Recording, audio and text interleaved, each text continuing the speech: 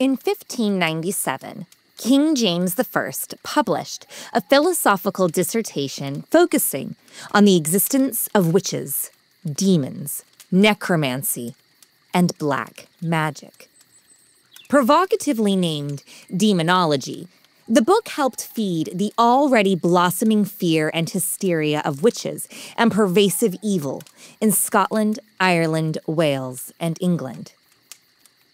Demonology was a wildly influential text that legitimized and justified the hunting and persecution of witches. As fear pertaining to witches, the devil, and sorcery bubbled, so did the very real political unrest. From 1639 to 1653, the Wars of Three Kingdoms ravaged England, Ireland, and Scotland.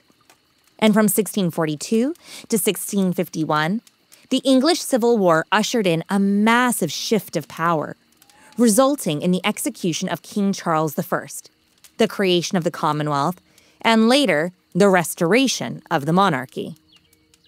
Needless to say, times were tough. Fear, poverty, instability, and treachery abounded. Puritanical rule was sweeping over England, and each day was a battle. In the midst of the chaos and carnage of the 1600s was a young man in East Anglia named Matthew Hopkins. Hopkins was born in approximately 1620, the son of a Puritan clergyman and vicar. In his early 20s, Hopkins moved away from his family to the town of Manningtree, Essex. In 1644, Hopkins overheard a group of women discussing their meetings with the devil.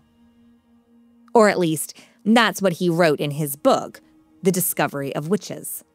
However, the accusation was first levied by a John Stern, who accused a group of local women of trying to kill him by employing black magic. Hopkins teamed up with Stern, and together the pair began a savage and vicious series of witch hunts, and were responsible for more deaths than any other witch hunters. Hopkins dubbed himself the Witch Finder General. He was self-appointed and capitalized on the turmoil and disorganization of the courts and the government due to the English Civil War. Most judges and government officials were fighting on the front lines, and court cases were being adjudicated by justices of the peace, a judicial officer of a lower court. By using the blueprints from King James's demonology, Hopkins created a method of investigation tactics that humiliated, degraded, and tortured his accused.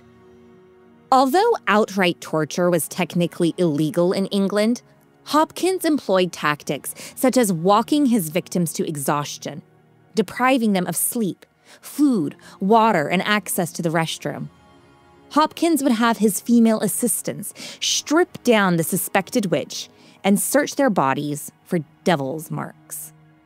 A devil's mark, or a teat, was any mark on the body, such as a mole, scar, freckle, skin tag, or birthmark, that an imp or a witch's familiar could feed from.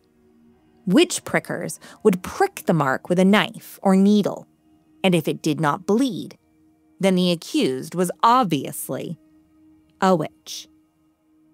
Another abhorrent test was the infamous swimming test. In order to convert with the devil, a witch had to seed their baptism. Therefore, if they came in contact with water, the water would repel them, making them float. Accused witches were tied to chairs with ropes and thrown into the water. If you floated, you were a witch and sent directly to the gallows.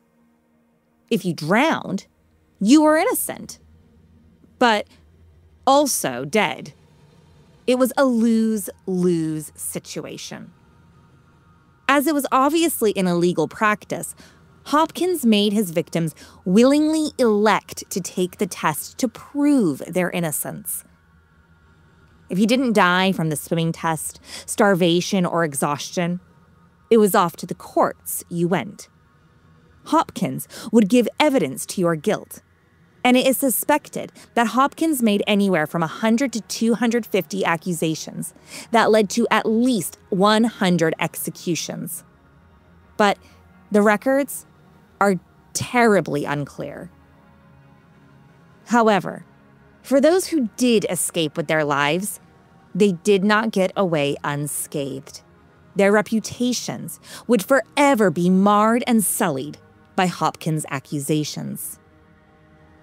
Hopkins was so notorious, it wasn't long before people began to take issue with his work and methodology. Notably, John Gall, a preacher, protested against Hopkins' barbaric swimming test and was skeptical of the role of familiars or imps that supposedly accompanied witches. He vehemently campaigned against Hopkins' crusade of terror, and in 1646 penned the Select Cases of Conscious Touching Witches and Witchcraft. The book not only criticized Hopkins' tactics and fantastical beliefs, but also fought for the necessity for higher standards of evidence in witch trials. And Gall wasn't alone. His book would in fact be the downfall of Matthew Hopkins. In 1647, Hopkins was summoned to court to give evidence in a witch trial. Supporters of Gall were ready and had supplied the judge with a list of queries to ask the witch finder general. The questions were damning and eviscerated Hopkins and his credibility. Hopkins and his accomplice Stern were asked how they knew so much about witches. What were their credentials? If they were so knowledgeable about the idiosyncrasies of witchcraft, could they be witches themselves? The pair were asked if their investigation techniques fell under illegal torture, and they were also questioned about whether or not they made money. They did. A lot. This was an incredibly lucrative endeavor for the pair.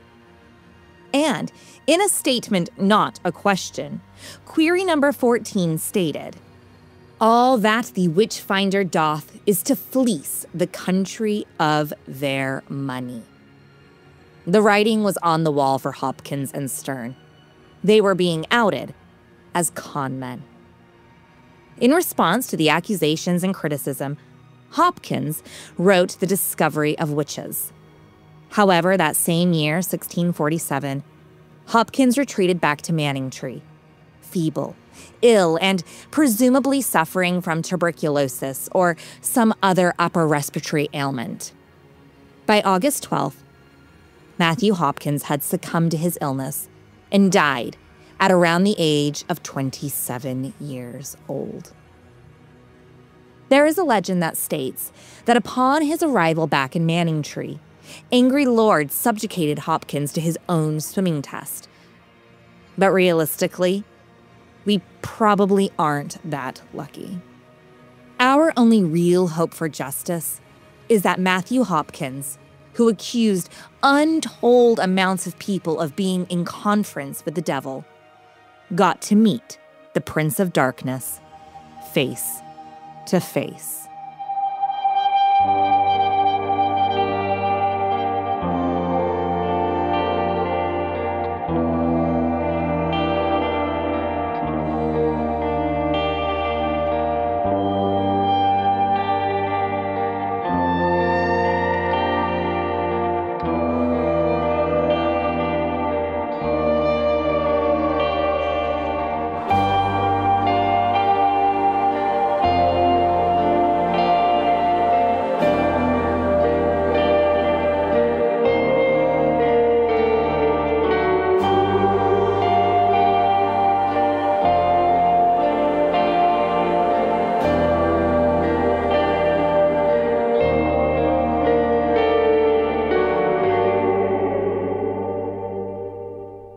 We are just 3 episodes away from the season 5 finale of The West London Witch.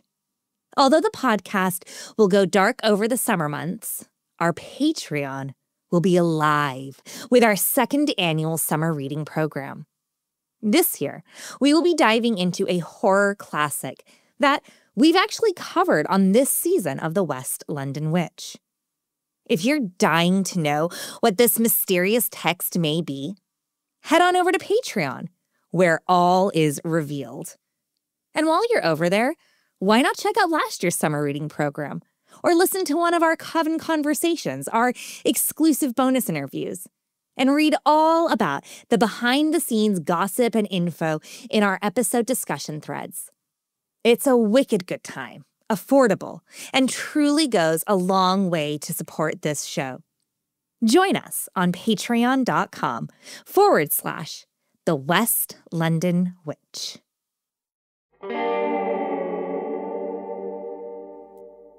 Hello and welcome to episode 93 of The West London Witch, a podcast where we share stories about those moments where we find ourselves very much not alone.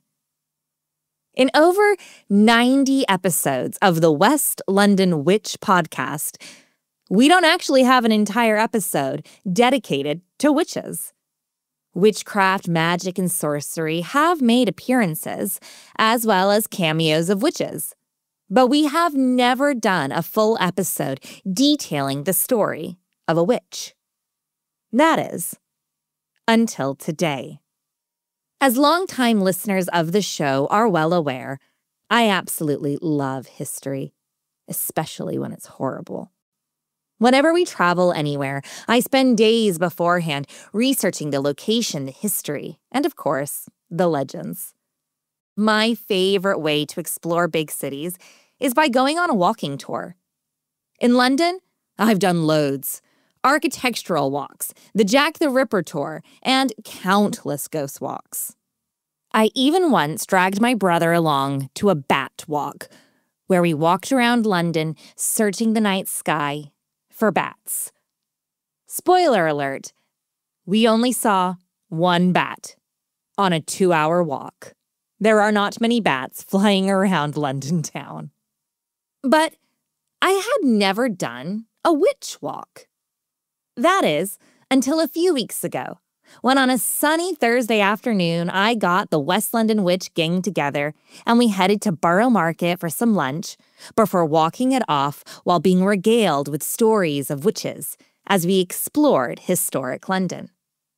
We were guided on our mystical journey by Feeya from The Witches Tour, a London, York, and Edinburgh-based walking tour company that focuses on the histories and mysteries of local witches.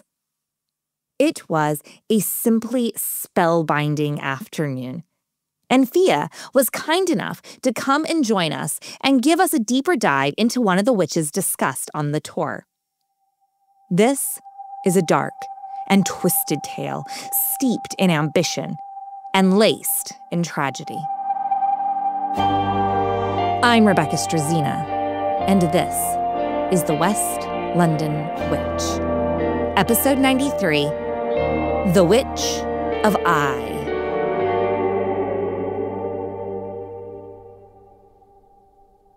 Okay, so today we've got the story of Marjorie Jourdamain. Now, she was a witch of major, well-renowned. She was highly sought after for her skills. We don't know a lot about her, apart from, of course, how skilled she was and a few other details here or there. So we believe that she was born around 1400. Marjorie Jourdamain was called the Witch of Eye because she was originally from Eye in Suffolk. She was also noted about in The Mirror for Magistrates, which is a collection of poems from the Tudor period. And this was written by various authors, and it retells the lives and the tragic ends of various historical figures. About Marjorie Jourdamain, it was said, "There was a beldam called the Witch of Eye. Old Mother Madge, her neighbours did her name, which wrought wonders in countries by hearsay. Both fiends and fairies her charming would obey, and dead corpses from grave she could appear. Such an enchantress as that time had no peer. Marjorie had accumulated great renown for her work and talents. Her services were highly sought after by the gentry and even the royals. However, although her work brought her into high society, she was from much more modest origins. Now, we don't know what her maiden name was, but she was married to a man named William Jourdemain, and he was a cowherd. So we know that both of them were peasant class people. But what's very surprising is that Marjorie, despite being a peasant, she was rubbing elbows with many, many prestigious people. Most notably in her story, the astronomer Roger Bolingbroke and Friar John Ashwell. Roger Bolingbroke was a renowned and respected 15th century astronomer and astrologer. Friar John Ashwell was a contemporary of his who gained notoriety in 1433 for successfully predicting a solar eclipse.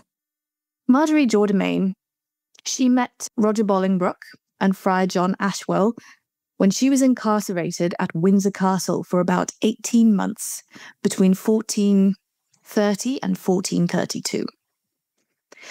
The three of them seemed to become very, very close, and they worked together from then on. We have no real idea why Marjorie was sent to prison, just that she had been charged with some offense related to sorcery. It's important to note that women in history are notoriously poorly recorded, particularly those who were indigent or of the peasant class. Marge was eventually released, and some sources say that her husband paid her bail to have her released, and it seems very likely that he was on board and in support of all of Marjorie's work. Potentially, she was the main breadwinner in their household. Now, one of the conditions of Marge's release from prison was that she had to give up the craft and she had to be, quote unquote, on good behavior from then on. Of course, she didn't heed that, because otherwise we wouldn't have a story. So, back to the cauldron Marjorie went. She was known as a skilled fortune teller, celebrated for her love potions and her ability to make poppets for fertility. Conversely, she was also uniquely talented at ending pregnancies as well. She had a royal list of clientele that included Edmund Beaufort, the Duke of Somerset, and of course, Eleanor Cobham. Now, to set the scene a bit, we need to know a bit about which kings had died and which were on the throne. Henry V died in 1422, leaving his infant son Henry VI to ascend the throne. Henry VI's uncles, Humphrey, Duke of Gloucester, and John of Lancaster, the Duke of Bedford, they were appointed to be his guardians until he came of age, and Humphrey, specifically, was appointed Lord Protector. In 1422, Humphrey, uncle to the child king, married Countess Jacqueline Hainault. She actually had several husbands, and that's important in this story, or rather she's important in this story, not because of her past, but because of her lady-in-waiting, one Eleanor Cobham. Eleanor Cobham was the daughter of a knight. Her family were of the nobility, and her status in the aristocracy landed her the position as lady-in-waiting to Jacqueline Hainault. This wasn't a great hire for Jacqueline, as it wasn't long before rumors of Eleanor and Jacqueline's husband Humphrey began to swirl.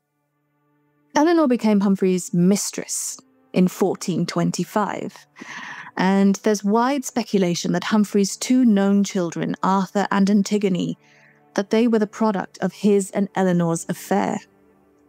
Now, Eleanor and Marjorie were thought to have begun their relationship around this time, and for an entire decade or more, they were thought to have been very close. Eleanor later admitted to using Marge's services to help her seduce the Duke and conceive his children. But we'll have a bit more on that a little later, because the plot is about to thicken. 3 years later, in 1428, the Pope deemed Humphrey and Jacqueline's marriage as null and void because he ruled that Jacqueline was still married to her previous husband, The annulment of that marriage was only legal in Britain. So, off Jacqueline went, sent back to France to be reunited with her former husband, who, in true soap opera-like fashion, was already dead. Regardless, Humphrey was now free to marry Eleanor. As she was below his station, this truly did appear to be a love match, and the nuptials were swift and immediate. Now, there seemed to be more luck on the way for Humphrey because in 1435, his elder brother John died. Now, this meant that Humphrey was the only one who was in charge of his nephew, and it meant that he was only one accident or an illness away from the throne himself. Now, you might remember, in the middle of all of this, Marjorie Jordan, Friar Ashwell, and John Bolingbroke were incarcerated at Windsor Castle, as I said, between 1430 and 1432. Now, at the same time, it appears there was a plot to kill the child king, and at least 7 witches, but not including Marjorie, they were arrested and sent to Fleet prison. There was a subplot where guards were bribed to keep Bolingbroke and Ashwell imprisoned, and seemingly related, or perhaps not, Marjorie was imprisoned along with them. Now, they were, if you remember, at Windsor Castle, not at Fleet prison, so there seems to be some sort of conspiracy afoot during this time. You also remember, I said earlier that Marge was only let go if she promised to stop practicing her brewing and fortune-telling. But we know, of course, that she continued that practice, and it went unchecked for years until 1441. For some reason, all of a sudden, Eleanor decided to ask Bolingbroke and another famed astrologer, Thomas Southwell, to draw up a horoscope about her future, and perhaps also the future of the young king, Henry VI. Now, Henry VI was actually very, very fond of his uncle Humphrey and Eleanor, and it was said that they were often in his company, and he genuinely loved both of them. However, as Shakespeare states, uneasy lies the head that wears a crown. The young Henry, around the 1440s, began to display evidence of deteriorating mental health. Modern historians wonder if he may have been presenting with schizophrenia or catatonic stupor. But regardless, the stress and the strain of being a young king in a savage and cutthroat world would have been unbelievably daunting. And he had become more and more paranoid. Perhaps this is a natural cause of events after being the subject of so many plots to be killed. Now, back to the horoscope that Eleanor had drawn up. Rumours of the result of this horoscope, which, by the way, Bolingbroke and Southwell, they reached the same conclusion. About young Henry VI, both men apparently predicted that the king would, quote-unquote, suffer an illness from which he would not recover. Now, if you're already paranoid and worried that people are coming to kill you, and if you feel like you're in fine health, you're going to be quite upset at this horoscope. It's also very, very important to note that in the 1400s, astrology was considered a science, so it was taken very, very seriously. Naturally, when the rumors of this grim forecast met the king, he was scared, nervous, and deeply displeased. He hired his own astrologers in an attempt to verify or dismiss this deadly fortune. Shockingly, the king's astrologers drew completely different conclusions. They informed the king that he would live and prosper. So Southwell and Bolingbroke, they were arrested, and they were charged with treasonable necromancy. During their trial, Bolingbroke named Eleanor as the instigator. Now, she ran off and she tried to seek sanctuary in Westminster Abbey, but despite this, she was still examined by a panel of judges, and they were aiming to charge her with witchcraft, heresy, and treason. She denied these charges and then dragged poor Marge into the mess unsolicited. See, she explained to the panel that she had called on Marjorie to make her potions that helped her conceive Humphrey's children. And this exposed poor Marjorie's lack of good behavior, so to speak. There was no real reason to draw Marjorie into this. Eleanor was desperately trying to shift blame. It does not look good when the wife of the man who is next in line to be king is commissioning deadly horoscopes. And Eleanor's tactics were successful. Eleanor was the only one who was not sentenced to death. Her marriage was ordered dissolved as it was seen as a product of witchcraft and therefore not sanctified. She was then ordered to walk the streets on 3 separate busy market days with her hair uncovered, which was considered to be quite obscene and quite shameful at the time. And she was meant to carry a taper, which is a candle. If you're trying to picture this, picture in your head the shame walk that Cersei Lannister does in Game of Thrones, except Eleanor didn't have to have her head shaved. Finally, Eleanor was imprisoned. Now for poor Marjorie Jourdemain, who is actually the center of our story, she was made to be an example. It's long been thought that witches had been put to death by burning. Unfortunately, this is a myth. Burning was considered a particularly heinous way to put people to death.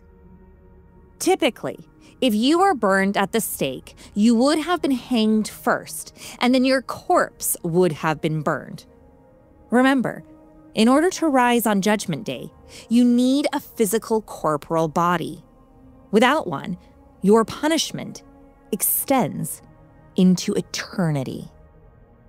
Like I said, Eleanor had to be made an example, as she was one of the few witches who was burned at the stake in England. And this was in Smithfield Market on the 27th of October, 1441. It is rare for a witch to have been burned in England. And even more tragic, as Marjorie was really just a sacrificial lamb. As cases pertaining to witchcraft and heresy fell under the purview of the church, Marjorie may have been sentenced by a church court as opposed to a manor or royal court. Church courts usually imposed lighter or more lenient sentences, therefore making Marjorie's punishment even more egregious. There is no real evidence at all that Marjorie had anything to do with the fatal horoscope. She was simply another pawn in Eleanor's attempt at misdirection. There was a lot of eyes on this case, obviously, because it involved the king, and I think that was more the deciding factor than anything that she had actually done. Feeya, this is a truly tragic tale. What is the takeaway from Marjorie's story? What are the lessons that need to be learned here? That's a really good question. In some parts, I feel like it relates back to everything that happens in Macbeth. You know, it's about ambition and about being overly ambitious and the kind of warning to anybody who would, trample anybody else in their ambition. Not saying, of course, that that's what Eleanor and Humphrey might have done, or not saying that that's what poor Marge did. She seemed to have been more collateral damage than anything else. But potentially the biggest takeaway is that, be careful. Be careful of somebody else's ambition. You might be, King Duncan. You might be the one thrown under the bus. According to the English Heritage Trust, approximately 2,000 people were tried for witchcraft in England. The majority of those were women, poor, disenfranchised, elderly, and single women. The statistics on how many people were tried, convicted, and sentenced varies wildly, and in truth, we will never really know the exact amount of people's lives that were affected by the accusation of being a witch. The last person legally executed for witchcraft in the UK was Janet Horne in Dornoch, Scotland, in 1727. Janet's daughter was born with physical deformities to her hands and feet. And it was rumored that Janet had turned her daughter into a pony and rode her across the countryside in order to practice her witchcraft. Satan himself was said to have shooed the pony girl. The deformities to the daughter's extremities were hooves that were the result from Janet's inability to completely transform her child back to human form. Both Janet and her daughter were arrested and found guilty of witchcraft. Thankfully, the daughter escaped, but poor Janet was sent to the stake. She was tarred and feathered and marched through town in a barrel before arriving at the pyre. It is said that Janet was showing signs of senility and even smiled and warmed her hands by the fire that would soon take her life. At the end of the day, it wasn't witchcraft that sent women like Marjorie or Janet to the stake. It was fear. Other people's fear. Perhaps the greatest and most deadly motivator on earth. The legacy and the lessons of these persecutions are just as relevant today as they were centuries ago. A retroactive look at witch hunts implores us to think critically about what it means to be fair, just, equitable, and understanding of those around us. Through examining these atrocities, we can grow, evolve, and be a more mindful and prudent society, striving for a better future. A huge thank you to Feeya from the London Witches Tour. If you're looking for the perfect way to get out this summer and enjoy some sights and stories in London town, and get some steps in as you go, head on over to witchestour.com or check out Witches Tour on Instagram. There are also tours in York and Edinburgh. You can step into the spooky shadows and uncover the magical secrets that still linger within these cities. These tours are fun, interesting, and a great way to actively sightsee and learn as you go. Head on over to witchestour.com today to book your wickedly fabulous adventure in London, Edinburgh, or York.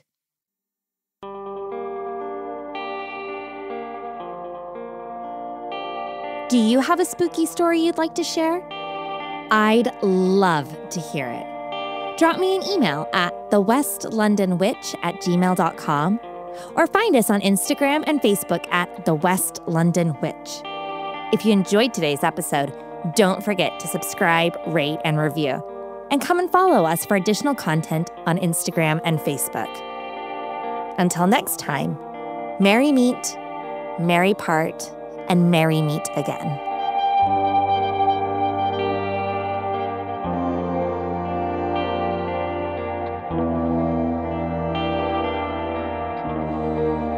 The West London Witch is created by me, Rebecca Strazina. Our sound designer and production magician is the incredible Danny Cross. Our theme music was bespokely written and performed by the wickedly talented Kyle Hall. Our cover art is the beautiful collaboration between Lizzie Wilson and Jake Bowser. Special thanks to Miss Sinead Bowers, our quality control and biggest cheerleader. And thank you to you, all of our listeners all over the world. These are your stories. Thank you for sharing them with us.